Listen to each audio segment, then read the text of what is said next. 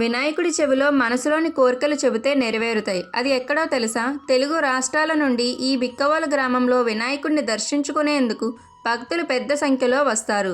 అయితే ఈ దేవాలయంలో వినాయకుడికి మాత్రం రహస్యంగా చెవిలో కోరికలు చెప్పాలి.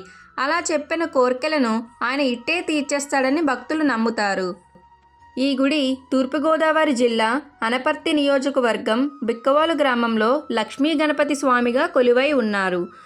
పంచవిశిష్ట గణపతి క్షేత్రాలలో బిక్కవోలు లక్ష్మీ గణపతి క్షేత్రం ఒకటి. స్వయంగా ఇక్కడ వినాయకుడు వెలిసారని పురాణ గాథలు చెబుతున్నాయి. ఇక్కడ ఓ భక్తుడి కలలో కనిపించి తాను ఇక్కడ వెలిసినట్టుగా చెబుతారు.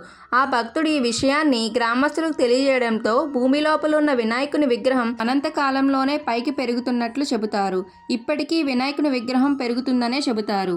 భూమి లోపల ఉన్న వినాయకుని విగ్రహం ఎన్ని అడుగులు ఉన్నదన్న విషయం ఎవరికీ తెలియదు. ఈ వీడియో కనుక మీకు నచ్చినట్లయితే ప్లీజ్ సబ్స్క్రైబ్. Thank you.